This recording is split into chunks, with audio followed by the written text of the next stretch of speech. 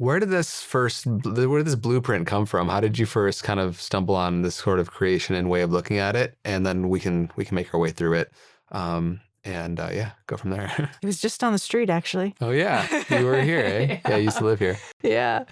And so I was with a client, and it was one day I just won't ever forget it because it was just so profound. I was hovering my hands and I was showing his wife, like, hover your hands over his body.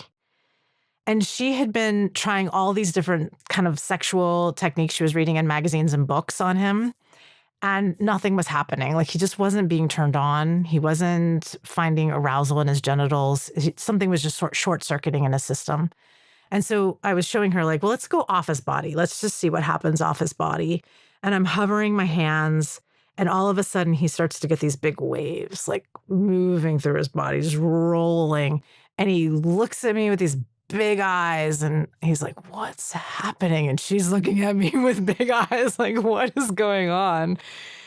And we start to just get a little bit closer, and he starts to just like electricity's moving through his body, and he starts to get an erection. And I'm like, you're wired energetically. And that was just something sparked in my head. Oh, we're all wired differently in our eroticism. And he's not wired sexually, he's wired energetically. So all of his arousal is going to be a non-touch, which actually we're touching an energy field. But it's not in doing the one note on the piano over and over again. That's just not where his eroticism lives. And I got my notebook out after that session, and then I had a client later that day, and I was like, oh, he's sensual. Like, I started just to see the patterning from being with so many bodies. The pattern actually revealed itself to me, and I was like, oh. And then I just started just experimenting. Does this actually fit? Does this work? Yes. Okay. Yeah. And now I'm seeing the patterns over and over and over again. Yeah. So it was a way for people to have a language to speak when oftentimes we're partnered with somebody who has a different language than us. Amazing. And so then you went on a journey of, like, helping formalize this kind of context for these different types. So what are the five, and then we'll make our way through them. Sure. So the first one we've been talking about a lot. It's the energetic. And that's someone who's turned on by anticipation, space, tease, longing, yearning. They like I was talking about hovering the hands over the body. They like having the ability to feel more with less. So they live in this subtle realm. And their superpower really is that they are orgasmic by just thinking, the wind caressing them. They actually are more orgasmic than some of the other types. It's just that everybody goes too quick, too fast at them, and then they short circuit.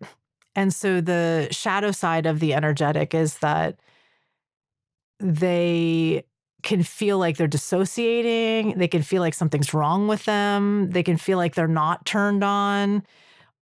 They can override boundaries very easily. And so they're often judged as frigid or not sexual, when the truth is actually they're very erotic beings. It's just nobody knows how to play their instrument. If somebody, what would be a telltale sign for somebody that is trying to, through this conversation, get context for what theirs are? Yeah, how would somebody know if they're more of an energetic type?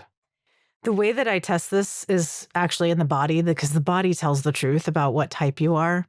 And so if you're someone who is more turned on by someone hovering their hand over your body, or the anticipation and imagination that you're going to kiss someone versus the actual kissing, that when you get to the kissing, it's kind of like, but all the build up towards the kissing was the turn on. Those are like signs, but it's mostly testing yourself in terms of actually physically, what is it? This light touch? Is it non-touch? Is it the anticipation that's turning me on? And getting really curious. I also think just like we lose play, we lose curiosity, and curiosity breeds intimacy. So the more curious you are, the more intimacy you're actually building with yourself and another person. So get really curious about your body and just start to play, oh, what's this feel like? Oh, what's this feel like? And see what happens.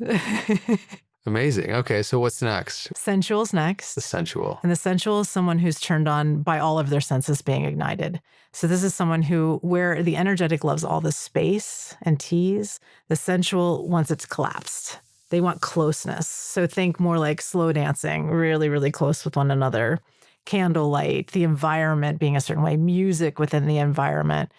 When we think of what is sensual or romantic, context is really important for a sensual. So having like the context of we haven't seen each other for so long, and now we're going to see each other again, and we're going to reunite, and there's going to be swans. And that's a very sensual context. Or firelight, like these romantic notions. Story is very important for the sensual.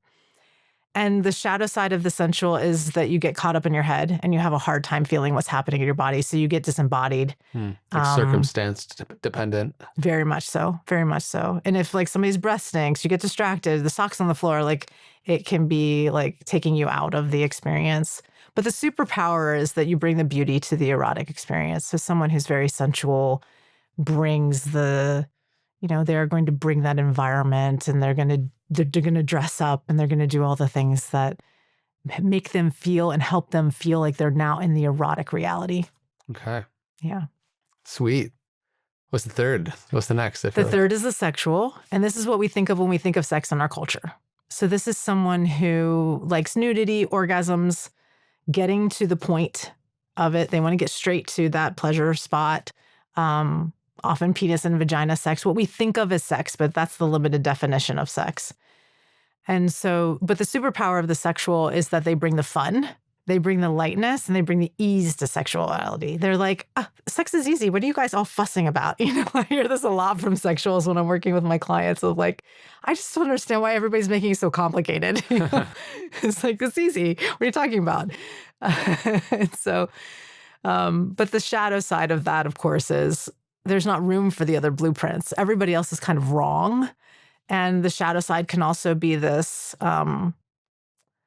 coming out sideways distortion, unconscious sexuality, not in right relationship with sex that can come out in not a positive way. And so the sexual will often say everybody else is wrong and I'm right, but that's because our cultural narrative is that sex is what we think of when we think of the sexual blueprint. But there's a whole other world out there, and they can sometimes be resistant to that other world. Got it. Yeah. Yeah, I feel like most people are familiar with that one, standard notion of sexuality. Yeah. In that sense. Okay, so we got energetic, sensual, sexual, and then the fourth one? Kinky. Kinky. So kinky is the taboo, and this means it's anything that's taboo for you. So, for example, I had clients who had sex in missionary position for 40 years, never had another position because it was taboo, because they both grew up very religious. And they were like, oh, Jaiya, we had sex out of missionary position. And it was so kinky for them. So they were actually kinky blueprint because everything was so taboo, even though it may seem very mild for most people. But I think when people think of kinky, they often go to another extreme. And so this can include BDSM. This can include psychological kinky play. This can include physical kinky play. So there's different ways in which that can express. But the underlying definition is the taboo is where the turn on is. The superpower of this is it's endlessly creative. I mean, we've created so many things that are taboo when it comes to sex that we have an endless world to explore within that realm. And so it can be fun, it can be creative. There's a lot of communication that can happen within that. So there's a lot of, actually kinky people have a lot of really healthful communication. They've gotten really creative in how they express and communicate about sexuality. And then the shadow side is shame.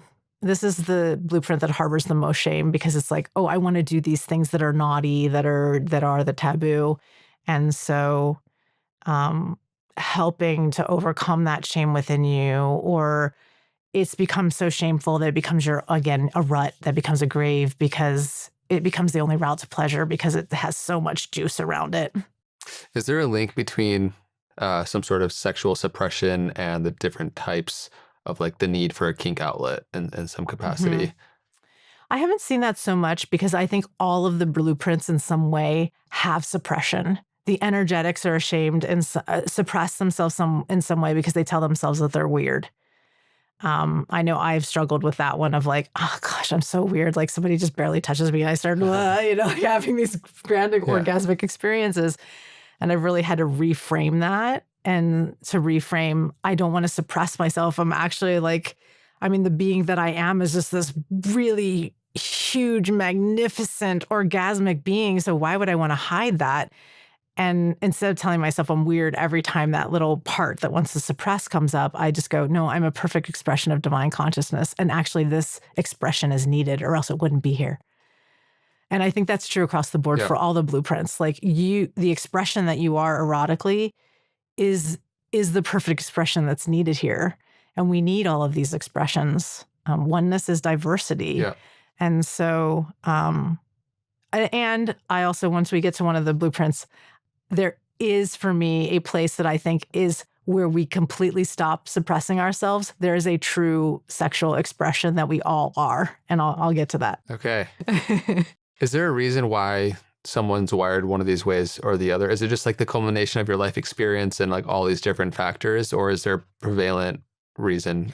I think it's a combination. I think that there are things in our lives that shape us to be the way that we have become, because part of that is how our nervous systems got wired. And I think there's also something to be said for like how we came in as the expression that we are meant to be in this lifetime. And so an example of this would be like, I'll go back to energetics again and myself, is trauma can have a system become very sensitive to where they need a more attuned and subtle awareness during erotic experience. And I think part of why maybe there's dissociation and the short circuiting is because there has been an experience in someone's history where that system adapted to being hypersensitive and hypervigilant. And so also sensuals, a lot of hypervigilance is in the system where they're just like, what's happening in my environment to where they can't come in. So the shadow aspect really can show us sometimes what might have happened in someone's lifetime that had them develop the way that they did. Or let's say with sexual blueprints, someone started watching porn at a very, very young age. They've now wired that in, which can be a masking sometimes over a true blueprint, but that becomes then an early wiring that, our brain is now, okay, sexual. That's what that is. That's what's most pleasurable. Got it. And I'm assuming we're all combinations of different things, which probably go into the fifth one, which is shapeshifter. Yes. And yes, shapeshifter. So the shapeshifter is someone who's all of these things. So if you've heard yourself in all of them, it's likely you're a shapeshifter. The shapeshifter is like, if these were languages, they can speak all the languages. And they're great lovers, of course, because they can adapt to being whatever anybody else is. And the shapeshifter in their shadow, however, is they're often starving because they are shapeshifting to be what other people are because they have that ability to adapt.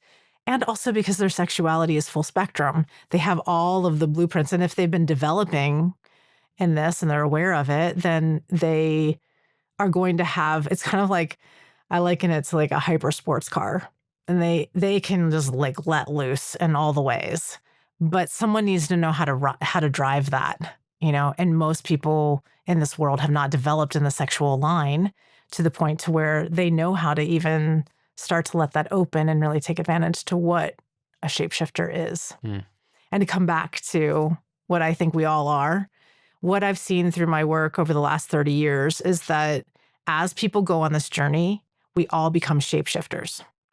And I think what happens is that we all start out with this fullness of our sexuality. And then we cut off a part and we compartmentalize and make that one's not okay, or we strengthen a part. And so what most people are is they have like a high percentage of one and a little bit of the other ones. And by the time they end their sexual journey or they've deepened their sexual journey, most people come out as shapeshifters. So my theory, based upon the 30 years of watching people go on this journey, is that we actually are these full spectrum erotic beings. And Eros wants to express itself in all of the ways, and consciousness wants to play and experience in all of the ways to know itself better. And so, in order to know itself better, we have this variety of sexual expression. And to allow that variety of sexual expression without shame and do it consensually and ethically and with integrity and with consciousness, we find the sacredness in all the expression. And then we come into wholeness, and the integration is the shapeshifter.